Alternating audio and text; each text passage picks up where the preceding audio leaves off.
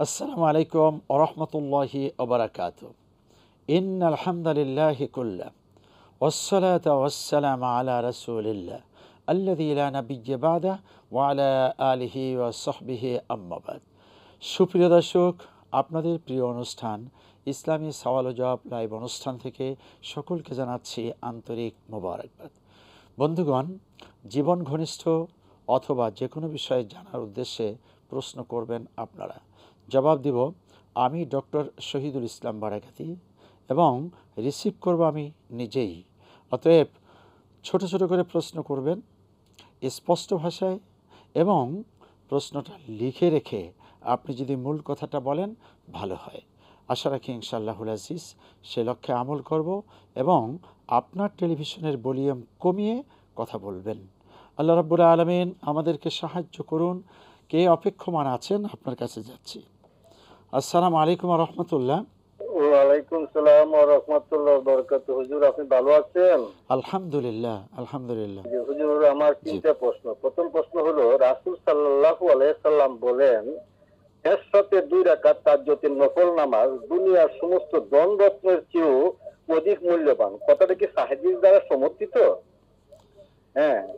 আর 2 নম্বর প্রশ্ন হচ্ছে, হুজুর, রাসূল সাল্লাল্লাহু আলাইহি সাল্লাম তাহাজ্জুদের নামাজ অধিকাংশ সময় সর্বোচ্চ কত রাকাত পড়তেন? জি। হ্যাঁ, তার 3 নম্বর প্রশ্ন হলো, হুজুর, এই যে কোটা আন্দোলনে অনেক লোক হতাহত হয়েছে, তাদের জন্য আল্লাহ রাব্বুল আলামিনের ফয়সালা কি হবে? আচ্ছা। জি, কোটা। আচ্ছা। জি, জনাব ইউনূস সাহেব, আল্লাহ আপনাকে উত্তম জাযা দান করুন। জবাব শুনুন।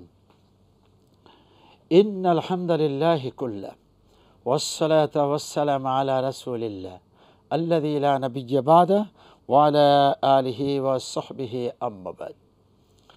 রাসূল কারীম সাল্লাল্লাহু আলাইহি ওয়াসাল্লাম বলেছেন, আপনার কথাটাকে আগে উদ্ধৃত করছি, যে শেষ রাতে তাহাজ্জুদ 2 রাকাত পৃথিবীর সকল ধন সম্পদের চেয়েও শ্রেষ্ঠ। এটা কি হাদিস দ্বারা স্বীকৃত? না, শুধুমাত্র 2 রাকাতের ব্যাপারে এমন কোনো কথা নেই। তাহাজ্জুদ নিঃসন্দেহে নফল নামাজসমূহের মধ্যে শ্রেষ্ঠ নামাজ এবং তাহাজ্জুদ আদায় করে আল্লাহর কাছে দোয়া করলে দোয়া কবুল হয়। কারণ হলো, এ সময় আল্লাহ সুবহানাহু তাআলা বান্দাকে ডেকে ডেকে বলতে থাকেন, কে আছো আমার কাছে ক্ষমা চাও, ক্ষমা করে দিব। রোগ মুক্ত হতে চাও, মুক্ত করে দিব। রিজিক চাও, রিজিক দিব।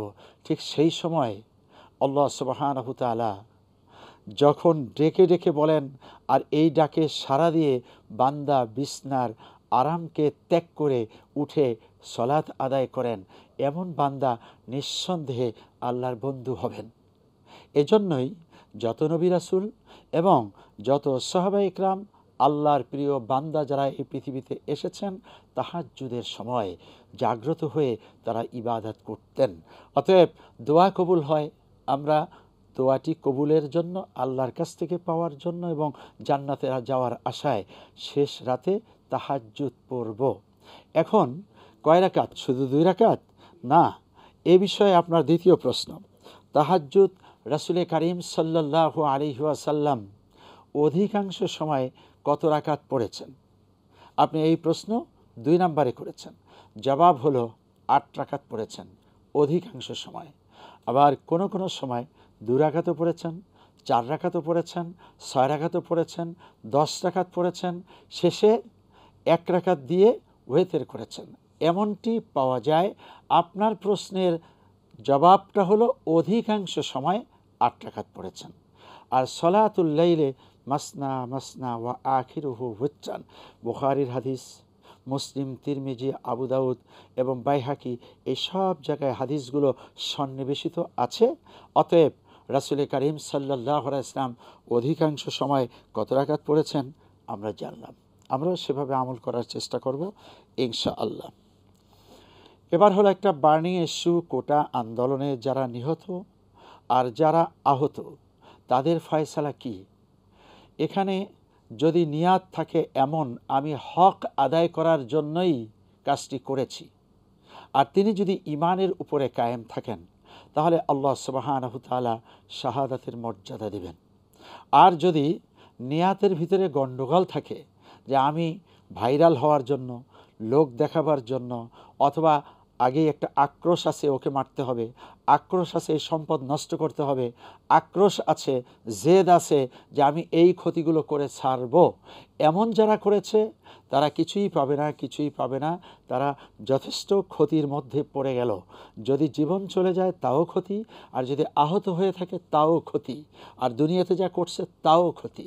আল্লাহ সুবহানাহু ওয়া তাআলা আমাদেরকে সহজভাবে জীবনকে সুন্দর করে সঠিক পথে আমল করার তৌফিক এনায়েত করুন। শুকরান। আসসালামু আলাইকুম ওয়া রাহমাতুল্লাহ। আসসালামু আলাইকুম ওয়া রাহমাতুল্লাহ। ওয়ালাইকুম আসসালাম ওয়া রাহমাতুল্লাহ। আসসালামু আলাইকুম। ওয়ালাইকুম আসসালাম। জি, শুনতে পাচ্ছি ভাই, বলুন। হুজুর, আমি রংপুর থেকে বলছিলাম। জি। আমার প্রথম প্রশ্নটা হচ্ছে, ছেলের অনিচ্ছাকৃত সত্ত্বেও গার্জিয়ান যদি যৌতুক নিয়ে বিয়ে দেয়, এক পর্যায়ে ছেলেকে যদি বশ করেই বিয়ে দেওয়ার ব্যবস্থা করে, তাহলে আসলে ছেলের পক্ষ থেকে করার কি আছে, অথবা এখন এসে পরিণত বয়সে এসেই বা করার কি? না, ছেলের ইচ্ছার বাহিরে মাঝখানে আরেকটা কি কথা বলেছেন, যশ করে না কি? কিন্তু সত্ত্বেও যদি যৌতুক নিয়ে বিয়ে দেয়, জি,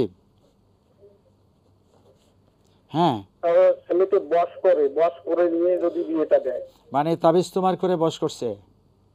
এই যে পানি পড়া বা এটা ওটা দিয়ে। আচ্ছা আচ্ছা, জি আর জি জি। বলুন। দ্বিতীয় প্রশ্ন হুজুর, জি বলুন। দ্বিতীয় প্রশ্ন, ভাইয়ের ছেলে যদি পোষ্য নেয়, ছোট ভাই বা বড় ভাই, তাহলে কি ওই মূল বাপের ছেলেকে বড় করার পরে মূল বাপের সম্পত্তির ভাগ পাবেন কি? পোষ্য নেয়, সে পোষ্যটা কি দত্তক সিস্টেম? দত্তক? পোষ্য ভাই ভাইয়ের কাছে, ভাইয়ের ছেলে মেয়ে নাই, যার কারণে ছেলেকে পোষ্য নিয়েছে। জি, আচ্ছা তৃতীয় প্রশ্ন আর একটা ছিল। বলুন। তৃতীয় প্রশ্ন হচ্ছে যে রাসূল সাল্লাল্লাহু আলাইহি সাল্লামকে স্বপ্নে দেখার ফজিলত কি? আচ্ছা, ঠিক আছে, জবাব শুনুন। আসসালাম। জি, প্রথম প্রশ্ন হলো রংপুর থেকে ভাই করেছেন যে ছেলের ইচ্ছের বিরুদ্ধেই তার গার্জিয়ান যৌতুক নিয়ে বিয়ে করল।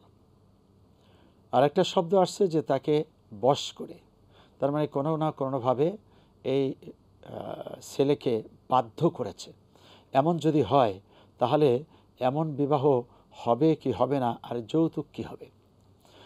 যৌতুক সবসময়ের জন্যই হারাম। শূকরের মাংস, কুকুরের মাংস, মদ, এগুলো যেমন হারাম, যৌতুকটা এর চেয়েও ভয়ানক হারাম। কারণ হলো এটা আমার দেশ সহ বিশ্বের অনেক দেশেই একটা মরণব্যাধি, ভয়ানক একটা ব্যারাম আমাদেরকে আচ্ছাদিত করেছে। এটা একটা অন্যায়। কি ধরনের অন্যায়? সেটা হলো যে মেয়েটিকে লালন করেছে যে বাবা, সেই বাবা তো মেয়েটি দিয়ে দিলেন, তার কলিজাটা দিয়ে দিলেন।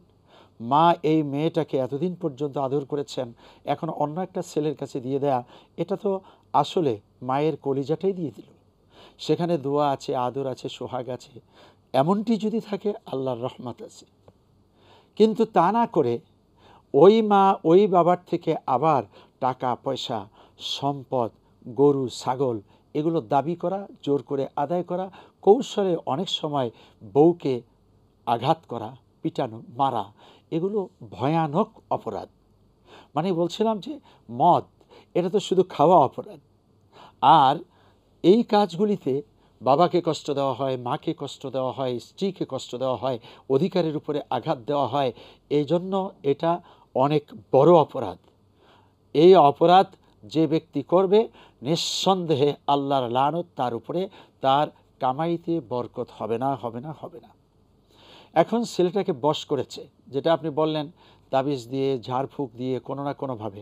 এটা আর একটা অন্যায়, যা জায়েজ নেই সেরকম একটি কাজ এই ছেলেটার উপরে চালানো হয়েছে। এই লোকটাকে অত্যাচার করা হলো। এখন ছেলেটি যেহেতু এই বিষয়ে রাজি না, এ কারণে আল্লাহ তাকে ক্ষমা করবেন। আবার তাকে বশ করা হয়েছে মানে অন্য কিছু দিয়ে চাপ প্রয়োগ করা হয়েছে, অথবা তার মেন্টালি অন্য পদ্ধতিতে তাকে মানে মানসিক রোগগ্রস্ত করে তারপরে রাজি করানো, এটা রিমান্ডে নিয়ে যেরকম হয় এর চেয়েও ভয়ানক। অতএব এটা আরেকটা অন্যায় তারা করেছে। এই লোকটা যেহেতু মজলুম, এজন্য আল্লাহ সুবহানাহু ওয়া তাআলা তাকে ক্ষমা করবেন। এবার যারা জালিম তাদের বিচার হোক, তাদের সাজা হোক, এটা আমরা বদদোয়া করা লাগবে না, অটো সিস্টেমেই তাদের উপরে বিপদ চলে আসবে। হেফাজতে থাকার জন্য তওবা করুন, ইস্তেগফার করুন, এই পাপ থেকে বেরিয়ে আসুন। 2 নম্বর হলো ভাইয়ের সন্তানকে লালন করা, দত্তক নেওয়া, পোষা। আসলে পোষা তো জায়েজই আছে। এখন এই লালন পালনের কারণে সে মূল বাবার সম্পদ পাবে কি পাবে না? হ্যাঁ, পাবে তো। এখানে তো আসলে ভাইয়ের কাছে আছে আদরে সোহাগে লালনে। অনেক ভাই ভাইয়ের সন্তানকে লালন করেন, অনেক বোন ভাইয়ের সন্তানকে লালন করেন। লালন খুবই ভালো কাজ, তাকে দেখাশোনা পরিচর্যা খুবই ভালো কাজ, উনি সোয়াবের কাজ করছেন। বাকি এখানে দত্তক নেওয়ার তেমন কোনো ব্যাপার স্যাপার নেই। কেন, ভাই বোন এদের কাছে তো লালিত পালিত হতেই পারে। আর এদিক দিয়ে এক ভাইয়ের সন্তান নেই, আর এক ভাইয়ের আছে, ভাইয়ের 3 জন 4 জন আছে, একজনকে লালন করলেন, ভাইয়ের সাথে ভাইয়ের সম্পর্ক বৃদ্ধি পেল, বোনের সম্পর্ক বৃদ্ধি পেল, লালনে আল্লাহ রাব্বুল আলামিন খুশি হলেন, এতে সম্পদ থেকে সে বঞ্চিত হবে না। অতএব বাবার সম্পদ যেভাবে তিনি ওয়ারিশ হিসাবে পাবেন, এখনও সে পদ্ধতিতেই পাবেন। 3 নম্বর হলো স্বপ্নে রাসূল করিম সাল্লাল্লাহু আলাইহি ওয়াসাল্লামকে দেখার ফজিলত, খুবই বড় ফজিলত। যার আমল ভালো, রাসূল সাল্লাল্লাহু আলাইহি ওয়াসাল্লামের প্রতি ভক্তি বিশ্বাস অনেক ভালো, দরুদ শরীফ খুব বেশি করে পড়েন, রাসূলের আনুগত্য সুন্দরভাবে করেন, এমন কোনো বান্দাকেই আল্লাহ পাক রাসূল করিম সাল্লাল্লাহু আলাইহি ওয়াসাল্লামকে স্বপ্নযোগে দেখিয়ে দেন। তবে একটি কথা আছে যে স্বপ্নে দেখলেই বেহেশতে যাবেন না, এ জাতীয় কোনো দলিল আমাদের কাছে নেই। আছে যেটা, রাসূলকে যিনি স্বপ্নযোগে দেখেছেন তিনি নিশ্চয়ই কোনো ভালো আমলের ভিতরে আছেন, অথবা এমন হতে পারে যে তিনি ভালো আমল করবেন, স্বপ্নযোগে দেখার কারণে এখন তার ভিতরে উৎসাহ আরও বাড়বে, তিনি আসলেই আমল বাড়িয়ে দিবেন। রাসূলের আনুগত্য মানে কি? কোরআন মেনে চলা, খুলুকুহু আল কোরআন। রাসূল করিম সাল্লাল্লাহু আলাইহি ওয়াসাল্লামের কমপ্লিট জীবনে যা আছে এটা হলো কোরআন অনুযায়ী তিনি আমল করেছেন, কোরআনের এই বাস্তবতা। অতএব এই বাস্তবতা মেনে চলা, এটা এর চেয়ে বড় আমল আর কি হতে পারে? সেই আমলটি যিনি স্বপ্ন দেখেছেন তিনিও করবেন। আল্লাহ রাব্বুল আলামিন কবুল করুন।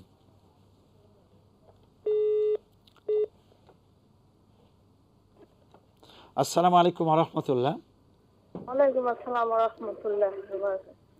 হুজুর, আমি জানতে চাইতেছি, যখন দোয়া করব, ফরজের পর তো দোয়া করার সময় প্রথম শুরুতে আমি সূরা ফাতিহা পুরাটা পড়ে তারপরে আপনারা দরুদ শরীফ করে দোয়া শুরু করব, না শুধু একবার আলহামদুলিল্লাহ বলে দরুদ শরীফ একবার করে দোয়া শুরু করব, এটা?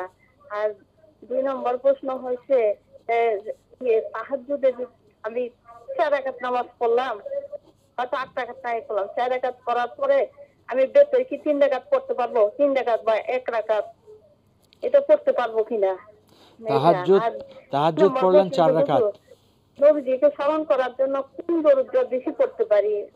এই দরুদ আমি শুনলাম আর কি, আল্লাহুম্মা সাল্লিম ওয়া সাল্লি মুহাম্মদ, এটা পড়বো না শুধু সাল্লাল্লাহু আলাইহি সাল্লাম পড়বো, না দরুদ ইব্রাহিম পড়বো, কোনটা পড়বো? হ্যাঁ, এটি আর কি আমার। আচ্ছা, ঠিক আছে, সবসময় স্মরণ করতে পারি। আচ্ছা আচ্ছা আচ্ছা, জাযাকুমুল্লাহ খাইর। ওয়ালাইকুম আসসালাম ওয়া রাহমাতুল্লাহ। শুনুন, হ্যাঁ, ফরজ সালাতে সূরা ফাতিহা, আচ্ছা, দোয়ার ক্ষেত্রে আপনি সূরা ফাতিহা পুরোটা পড়বেন নাকি আলহামদু শব্দটা শুধু বলবেন? আসলে দোয়া করার জন্য একটা হলো ফরজ সালাতের পরে সালাম ফিরিয়ে যে দোয়াগুলো আছে মাসনুন, তাতে হলো ডানে বামে সালাম ফিরানোর পরেই সাথে সাথে আস্তাগফিরুল্লাহ আস্তাগফিরুল্লাহ 3 বার, আল্লাহুম্মা আনতাস সালাম, এভাবে যে মাসনুন দোয়াগুলো আছে এটা ফরজ সালাতের পরেই। বাকি যত সময় যত দোয়া আমরা করি সেই দোয়ায় প্রথমত ইস্তেগফার, তারপরে দরুদ, তারপরে যদি সুযোগ থাকে আপনি সূরা ফাতিহা পড়বেন পুরোটাই। শুধু আলহামদু পড়লে পরে সূরা ফাতিহা হয় না, এটা একটা তাসবিহ হয়। আলহামদুলিল্লাহ, সুবহানাল্লাহ, আল্লাহু আকবার, এটা একটা তাসবিহ। কিন্তু সূরা ফাতিহা পূর্ণ পড়ার জন্য অবশ্যই ফাতিহাটা পুরোই পড়তে হবে, আলহামদু থেকে ওয়ালাদ-দল্লিন পর্যন্ত।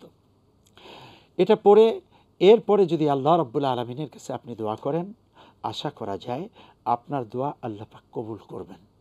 বিশেষ করে দোয়া কবুলের জন্য কয়েকটি বিষয় সামনে থাকতে হবে। 1 নাম্বার হলো নিরঙ্কুশভাবে আল্লাহকেই আমি বলছি, এই বিশ্বাস কলিজায় রাখা, কোনো শিরক করা যাবে না। 2 নাম্বার হলো যে দোয়া কবুল হচ্ছে, আল্লাহ আমারটা শুনছেন, এই বিশ্বাসটিও রাখা।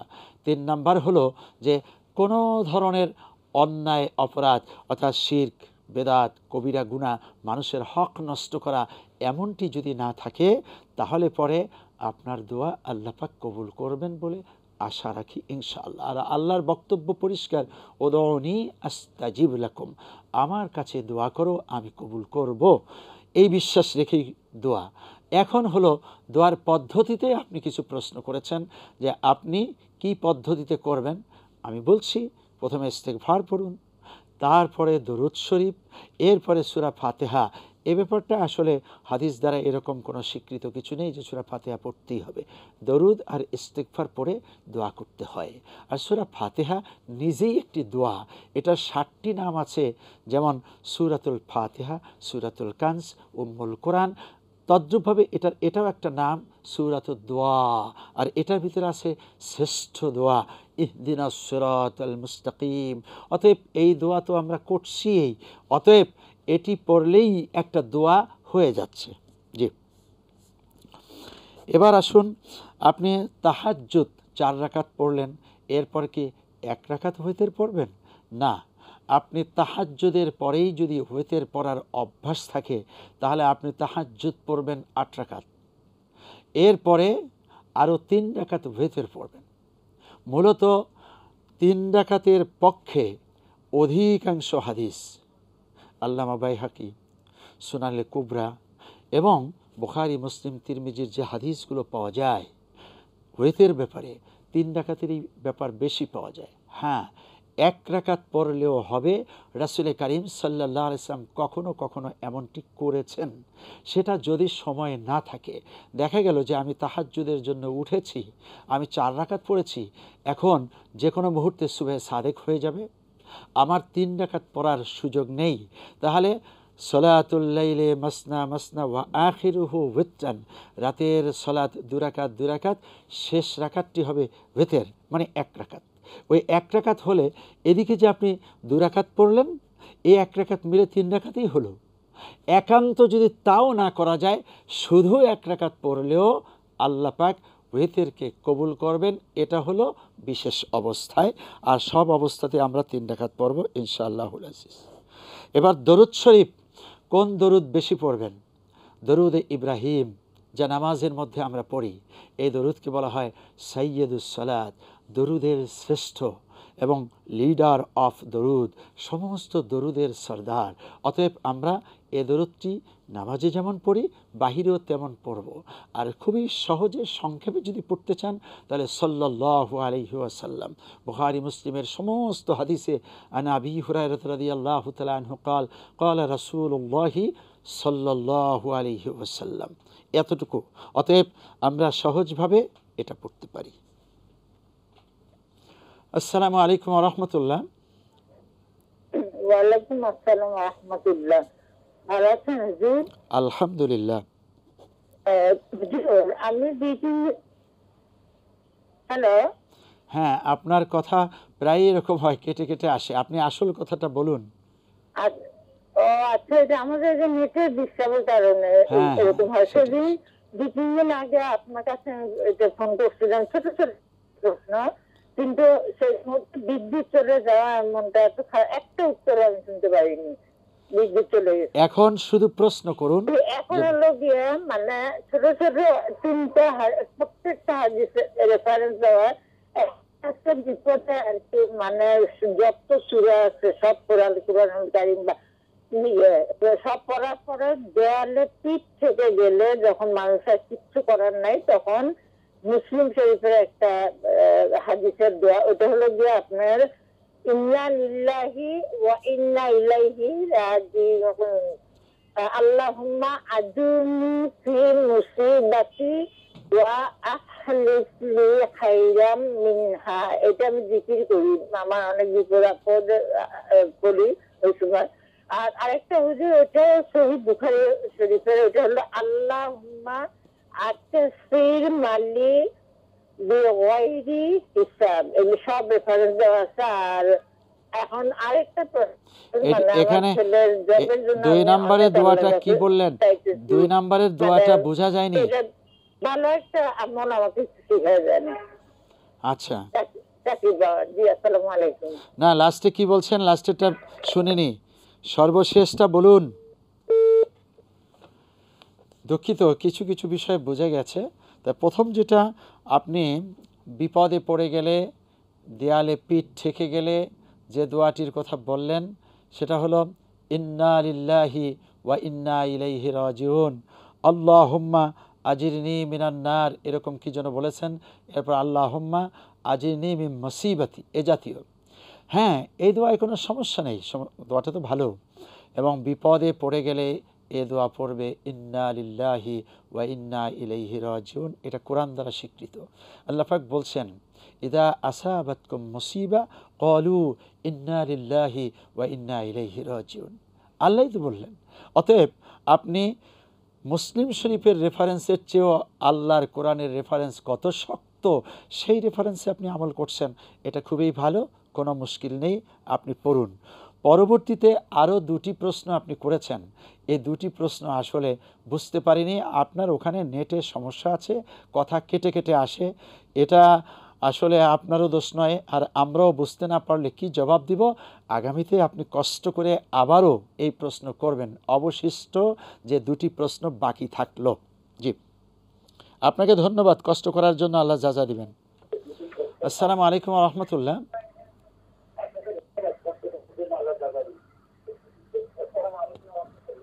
আসসালামু আলাইকুম রাহমাতুল্লাহ। ওয়ালাইকুম আসসালাম ওয়া রাহমাতুল্লাহ। জি, হুজুর, আমার প্রশ্ন হলো, ওরা জালালি খতম, সূরা জালালি খতম, জালালি খতম যদি করে কি অসুস্থ রোগীদের জন্য নাকি সুস্থ রোগীদের জন্য করতে পারবে? আচ্ছা, জালালি খতম কি? আপনারা কি পড়েন এই খতমের মধ্যে? না, আমি জালালি খতম ছিল যে আমি তো ঋণগ্রস্ত অথবা প্রভাবিত আছি, আমি এটা করলে আমার উপরে কি পড়তে পারবো, নাকি যারা অসুস্থ থাকে ওদের জন্য পড়তে পারবো? আচ্ছা, হ্যাঁ, আবার কোশ্চেন সূরা আর কি আছে বলেন। আরেকটা হলো হুজুর, যে স্বামী স্ত্রী যদি আমরা ঘরে নামাজ পড়ি কি জামাতের সহিত পড়বো নাকি আলাদা পড়তে পারবো? আচ্ছা, আর কিছু? না, আচ্ছা, জবাব শুনুন। বন্ধু, আপনাকে অনুরোধ করছি, আপনি যে সূরা জালালি খতম এমন কথা বলছেন, আসলে এমনটি কোনো ইসলামিক শব্দ না। একটা সূরা তো হলো কুরআনে কারিমের সূরাসমূহকে সূরা, 114টি সূরা কোরআনে নাজিল হয়েছে।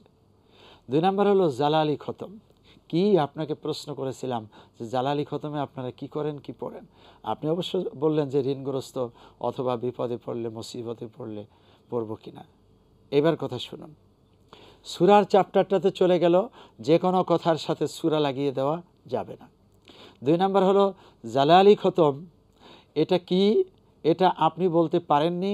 যতটুকু আমরা ছোট সময়ে শুনেছি তা হলো লা ইলাহা ইল্লাল্লাহ, এই তাসবিহ, এই কালেমা 20,000 বার পড়া। আবার কেউ বলে 40,000 বার, কেউ বলছে 1.25 লক্ষ বার। না, এ জাতীয় কোনো খতমের কথা কোরআন ও সুন্নাহ দ্বারা স্বীকৃত না। আপনার দোয়াটি সুন্দর, লা ইলাহা ইল্লাল্লাহ, এটা হলো আফজলু যিকরি লা ইলাহা ইল্লাল্লাহ। হাদিস দ্বারাই আছে যে এই পৃথিবীর শ্রেষ্ঠ জিকির হলো লা ইলাহা ইল্লাল্লাহ। আর এটা হলো তাওহীদের বাণী, আল্লাহর একাত্মবাদ স্বীকৃতি দেওয়ার জন্য এর চেয়ে শ্রেষ্ঠ বাণী আর নেই। এমন বাণী পড়লে একটি মানুষ মুসলিম হয়ে যায়। অতএব দোয়াটা অনেক ভালো, আপনি যত পারবেন তত পড়বেন। বাকি এখন ঋণগ্রস্ত হয়ে পড়েছেন জালালি খতম, বিপদে পড়েছেন জালালি খতম, অসুস্থ হয়েছেন জালালি খতম, না, এ জাতীয় কোনো খতমের খবর কোরআন ও হাদিস দ্বারা আপনাকে দেওয়া গেল না, কাউকেই দেওয়া যাবে না। দোয়াটি যত বেশি পারি পড়ি। ঋণগ্রস্ত হলে রাসূল সাল্লাল্লাহু আলাইহি ওয়াসাল্লাম ভিন্ন দোয়া শিখিয়েছেন, তা হলো আল্লাহুম্মা ইন্নী আউযু বিকা মিন গলাবাতিদ দাইনি ওয়া কাহরির রিজাল। হে আল্লাহ, ঋণের বোঝা থেকে এবং মানুষের আক্রমণ থেকে আপনার কাছে আমি পানা চাচ্ছি। আবার আছে আল্লাহুম্মা ইন্নী আউযু বিকা মিনাল হাম্মি ওয়াল হুজনি ওয়াল আজাজি ওয়াল কাসলি ওয়াল জুবনি ওয়াল বুখলি ওয়া গলাবাতিদ দাইনি ওয়া কাহরির রিজাল। এই দোয়ার মধ্যেও ঋণের থেকে মুক্তির জন্য আল্লাহ পাক যে দোয়াটি কবুল করবেন রাসূল তাই করেছেন। রাসূল করেছেন যা, আমরা করব তা। আপনি ওই জালালি খতমে যাবেন না, খতম না করে দোয়া পড়ুন। অসুস্থ হলেও ইয়া শাফিয়াল আমরাদ, সূরা ফাতিহা এটার আরেকটি নাম হলো সূরাতুশ শিফা। আবার পূর্ণ কোরআন হলো শিফা। অনুনাজ্জিলু মিনাল কুরআনি মা হুয়া শিফা। কোরআন বেশি তেলাওয়াত করুন, এটার মধ্যেই আছে রোগ মুক্তির ব্যবস্থা। অতএব আপনি কোরআন পড়ুন, সূরাতুশ শিফা পড়ুন, সূরা ফাতিহা পড়ুন। স্বামী স্ত্রী ঘরে নামাজ পড়লে জামাতে পড়বেন। হ্যাঁ, জামাতে পড়া খুবই ভালো। নিয়মটা হলো আপনি দাঁড়াবেন সামনে, আপনার ঠিক পিছনে তিনি দাঁড়াবেন। একজন মুক্তাদি হলে যেমন ডান পাশে দাঁড়াতে হয়, স্ত্রীকে ডান পাশে আপনি দাঁড়া করাতে পারবেন না। কারণ নামাজের মধ্যেও স্ত্রীর হাত অথবা কোনো অঙ্গ দেখে নামাজের খেয়াল বাদ দিয়ে তার সৌন্দর্যের খেয়াল এসে যেতে পারে, অথবা আরও কিছু মনের ভিতরে জাগ্রত হতে পারে। এজন্য সোজা পিছনে।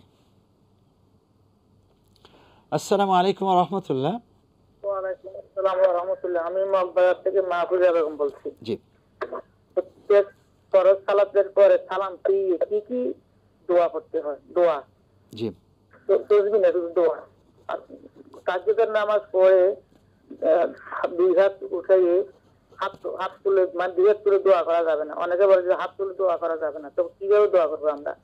নামাজে সালাম ফিরিয়ে আগে দোয়া করবো, নাকি হাত তুলে দোয়া করা যাবে?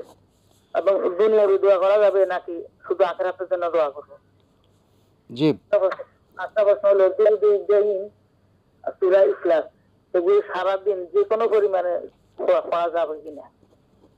আচ্ছা আচ্ছা। দুরূদ ইব্রাহিম এবং সূরা ইখলাস এগুলো সারাদিন আমরা যে কোনো পরিমাণে পড়তে পারবো কিনা?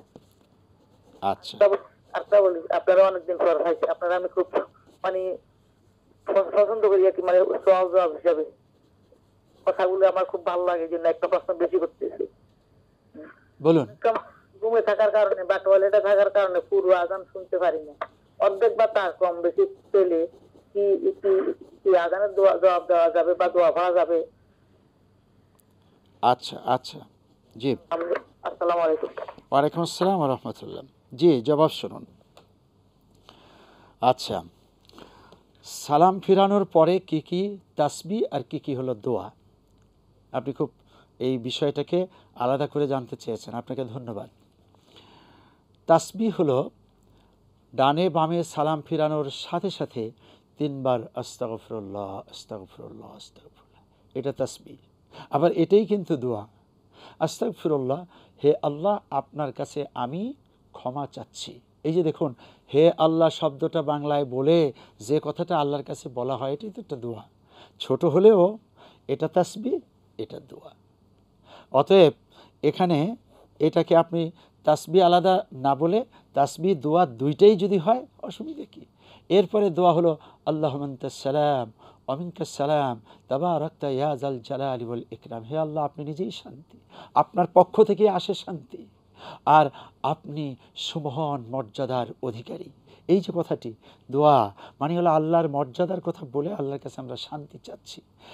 একইভাবে সামনে চলে গিয়ে আশহাদু আল্লা ইলাহা ইল্লাল্লাহু ওয়াহদাহু লা শারীকা লাহু লাহুল মুলকু ওয়া লাহুল হামদু ওয়া হুয়া আলা কুল্লি শাইইন কাদির, এগুলো কিন্তু দোয়া। পরবর্তীতে যে আমরা সূরা ইখলাস 3 বার, সূরা ফালাক, সূরা নাস, আবার হলো যে আয়াতুল কুরসি, এই জাতীয় যা পড়ছি এগুলো সবটাই হলো কুরআনে কারীম থেকে আমরা তেলাওয়াত করছি। কোরআনে কারীমের তেলাওয়াতের ব্যাপারে ইন হুয়া ইল্লা যিকরুল লিল আলামিন, এটা হলো বিশ্ব মানবতার জন্য জিকির। জিকির মানে উপদেশ। অতএব সেই কোরআনের আয়াতগুলো এবং বিশেষ আয়াতগুলো একদিক থেকে দোয়া, একদিক থেকে জিকির, একদিক থেকে আমাদের জীবনের জন্য খুবই দরকার। অতএব আমরা যেটাকে তাসবিহ বলবো, যেটাকে দোয়া বলবো, এটাকে ফরাক করার তেমন কিছু নাই, উভয়টাই এর ভিতরে আছে। তো অসুবিধা কি? 2 in 1, একের ভিতরে যদি 2 পেলাম সেটা আমাদের জন্য ভালো। হ্যাঁ, সুবহানাল্লাহ, আলহামদুলিল্লাহ, এ জাতীয় কথাগুলো তাসবিহ হিসাবেই বেশি পৃথিবীতে পরিচিত আমাদের কাছে। সেটা তাসবিহ ওখানেও আছে, 33 বার সুবহানাল্লাহ, 33 বার আলহামদুলিল্লাহ, 33 বার আল্লাহু আকবার, এগুলো তাসবিহ। জি, এবার হলো আপনি তাহাজ্জুদের সময় যে দোয়াগুলো করতে চাচ্ছেন সেই দোয়াগুলো কি? তার মানে যে দোয়াগুলো আমরা সবসময় পড়ি সে দোয়াগুলো পড়া যায়। তাহাজ্জুদের নামাজ আরও 2 রাকাত বাড়িয়ে দিতে পারেন, কোরআন তেলাওয়াত করতে পারেন, এবং সবচেয়ে ভালো তাহাজ্জুদ 8 রাকাত পড়ে বাকি সময় আপনি কোরআন তেলাওয়াত করুন। আর নিয়মিতই যদি আপনার তাহাজ্জুদের পরে ওয়েতের পড়ার অভ্যাস থাকে তাহলে আপনি তাহাজ্জুদের পরে ওয়েতের পড়বেন। এরপরেও সময় আছে। রাসূল সাল্লাল্লাহু আলাইহি ওয়াসাল্লামের সুন্নতের উপরে আমল করুন। রাসূল কিয়ামুল লাইল করে তাহাজ্জুদ পড়ে ওয়েতের শেষ করে এখনও আজান হয়নি, সুবহে সাদেক হয়নি, রাসূল একটুখানি গড়াগড়ি করতেন, অর্থাৎ শরীরে যে ক্লান্তি আছে দূর করার জন্য শুয়ে পড়তেন, ঘুমাতেন না, একটু গড়াগড়ি করে এরপরে যখনই আজান তখনই তিনি বসে যেতেন, সুন্নাহ পড়তেন, আবার তাসবিহ পাঠ করতে থাকতেন। যখনই শুরু হলো জামাত, ইমামতি করেছেন। এভাবে রাসূল সাল্লাল্লাহু আলাইহি ওয়াসাল্লামের আমলের সাথে আপনিও থাকতে পারেন, খুব ভালো। সূরা ইখলাস, দরুদে ইব্রাহিম যত বেশি পড়া যায়, যে কোনো সময় পড়া যায়, এটা আপনি বলছেন। হ্যাঁ, আপনার ওই কথাটাই সঠিক। যত বেশি পড়া যায়, যে কোনো সময় পড়া যায়, কোনো বাধ্যবাধকতাও নাই। আবার কোনো নিয়মের ভিতরে থাকা যে এতবারই পড়তে হবে আর এই সময় পড়তে হবে না, এমনটি নেই। যত বেশি পড়া যায়, যে কোনো সময় পড়া যায়, যে কোনো স্থানে পড়া যায়। শুধুমাত্র শরীর যদি নাপাক থাকে, গোসল যদি ফরজ থাকে, তাহলে আপনি সূরা ইখলাসটি পড়বেন না, দোয়া করবেন, দরুদ শরীফ পড়বেন, এটা ঠিক আছে। জি, ঘুমে আপনি ছিলেন, আজানের কিছু অংশই শুনেছেন, এ সময় কি আজানের দোয়া পড়তে হবে? হবে। আজানটা তো হয়েছে, আপনার ঘুমের কারণে শুনতে পাননি, তাতে কিছু আসে যায় না। আপনি দোয়াটি পড়লে, দোয়া তো দোয়াই, একটু শুনেছি, এটা তো জানছি যে আজানটা হলো, পুরো দোয়াটা পড়লাম, সেখানে আল্লাহর কাছে আমাদের জন্য চাইলাম, রাসূলের জন্য দোয়া করেছি, এটা খুবই ভালো। এটা আপনার আমলকে ধন্যবাদ। আসসালামু আলাইকুম ওয়া রাহমাতুল্লাহ। ওয়ালাইকুম আসসালাম। জি, ওয়ালাইকুম আসসালাম। ওয়ালাইকুম আসসালাম। আমি আনম মিজানুর রহমান ঢাকা থেকে বলছি। মাশাআল্লাহ। শায়কের কাছে বিনীতভাবে জানার জন্য আমার জিজ্ঞাসা, নামাজরত অবস্থায় যদি আল্লাহ সুবহানাহু ওয়া তাআলা ছাড়া আল্লাহর সৃষ্টি অন্য কোনো মাখলুকাতের কথা স্মরণে আসে তাহলে শিরকের গুনাহ হয়। প্রশ্ন হলো, কোরআনের আয়াতে যখন নবীদের নাম উচ্চারণ হয়, সূরা লাহাবের তেলাওয়াতের সময় যখন আবু লাহাবের কথা মনে পড়ে, নামাজের শেষ বৈঠকে হযরত ইব্রাহিম আলাইহিস সালাম, প্রিয় নবীজি হযরত মুহাম্মদ সাল্লাল্লাহু আলাইহি সাল্লামের কথা মনে পড়ে, তখন শিরক হয় কিনা, কোরআন সুন্নাহ এর কি ব্যাখ্যা দিয়েছে? আসসালামু আলাইকুম ওয়া রাহমাতুল্লাহ। ওয়ালাইকুম আসসালাম ওয়া রাহমাতুল্লাহ। শুকরান, জাযাকুমুল্লাহ। আনাম ও মিজানুর রহমান ভাই জবাব শুনুন। তার আগে একটা কথা পূর্বের বাকি ছিল। তাহাজ্জুদের সময় দুনিয়া ও আখিরাতের দোয়া করা, এটা কি পারা যাবে? হ্যাঁ, দুনিয়ার দোয়াও করবেন, আখিরাতের দোয়াও করবেন, দুইটাই জায়েজ আছে। এবার আপনি বলুন দুনিয়ার জন্য কি দোয়া করবেন? দুনিয়ায় আল্লাহ আমাকে বেশি সম্পদ দাও, দুনিয়ায় আমি যেন খুব পাপ কাজ করতে পারি। এটা আপনার জন্য বলছি না। অনেক মানুষ যদি এমনটি বলে আমি চুরি করতে পারি, ডাকাতি করে, আমাকে বাঁচাও, এমন দোয়া হারাম হারাম হারাম, করা যাবে না। হ্যাঁ, হে আল্লাহ আমাকে সুস্থ রাখো, আমাকে নেক সন্তান দাও, আমার সম্পদকে হেফাজত করো, আমি একটি বাড়ি বানাতে চাচ্ছি, এটা আমার খুব প্রয়োজন, হে আল্লাহ এর মধ্যে তুমি বরকত দাও, আমি জমিটা কিনতে চাচ্ছি, এর মধ্যে বরকত দাও। হ্যাঁ, এমন দোয়া আপনি করতে পারবেন, কোনো নিষেধাজ্ঞা এর উপরে নাই, বরং দোয়া করাই ভালো। এবার আনাম ও মিজানুর রহমান ভাই, আপনার প্রশ্ন হলো যে আপনি এ কথাটি নিজের থেকেই ফতুয়া দিয়েছেন যে নামাজের মধ্যে যদি কোনো মাখলুকের কথা, সৃষ্টির কথা, কোনো ব্যক্তির কথা মনে পড়ে তাহলে সেটা শিরক হবে, এটা আপনি বলেছেন। এরপরে আবার বললেন এবার সূরা লাহাব পড়ার সময় আবু লাহাবের কথা আর দরুদ পড়ার সময় ইব্রাহিম আলাইহিস সালামের কথা মনে পড়লেও কি শিরক হবে? না, শিরক হবে না। এখানে মনে পড়ার দুটি অবস্থা। একটা হলো ইচ্ছা করেই মনে করা, প্ল্যান অনুযায়ী নামাজের মধ্যে বিভিন্ন কথাকে মনে করা, আর আরেকটা হলো ইচ্ছার বাহিরেই কিছু কথা আপনার কাছে চলে আসতে পারে, কোনো ব্যক্তির চিত্র, ছবি অথবা ব্যক্তির কথা মনে এসে যেতে পারে। ইচ্ছার বিরুদ্ধে যেটা আসবে সেটাই কোনো গুনাহ নেই, কোনো সময়ই নেই। কারণ হলো এই ইচ্ছা শক্তিটা আপনার হাতে না। আল্লাহ পাক বলছেন, আপনি তো কোরআন সুন্নাহ চেয়েছেন, আল্লাহ বলছেন লা ইউকাল্লিফুল্লাহু নাফসান ইল্লা উসআহা, বান্দার সাধ্যের বাহিরে কোনো কিছুতে আল্লাহ বান্দাকে কোনো কষ্ট দেবেন না। তার মানে যদি আপনার ইচ্ছার বিরুদ্ধেই এ সমস্ত নাম চলে আসে তাতে কোনো গুনাহ নেই, শিরক নেই, কিছুই নেই।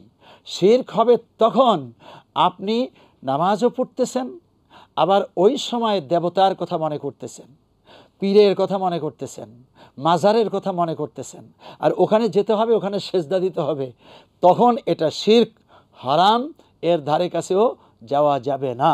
আর শিরকের চেয়ে ভয়ানক গুনাহ আর নাই।